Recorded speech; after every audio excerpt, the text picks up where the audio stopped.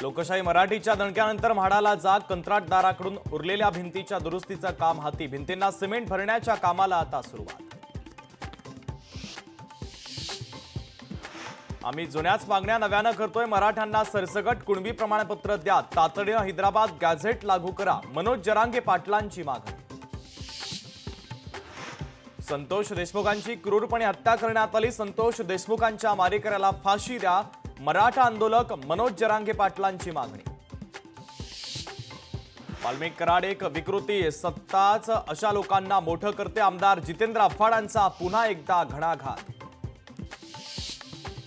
शरद पवारांचे पुढचे 4 दिवसांचे कार्यक्रम रद्द, तब्येतीच्या कारणास्तव सर्व कार्यक्रम रद्द केल्याची माहिती. अमरावतीमध्ये त्रिशूलच्या नावावर शस्त्रांचं वाटप, काँग्रेस नेत्या यशोमती ठाकूर यांचा खळबळजनक आरोप. आजपासून राज्य परिवहन महामंडळाकडून 15% भाडेवाढ, प्रत्येक 6 किलोमीटरच्या एका टप्प्यामागे किमान ₹1.35 तर कमाल ₹3.35 वाढ. तहबूर राणाला भारतात आणण्याचा मार्ग मोकळा, अमेरिकेच्या सर्वोच्च न्यायालयाची प्रत्यार्पणासाठी मंजुरी, तर तहूर राणा हा 26/11च्या घटनेतील आरोपी.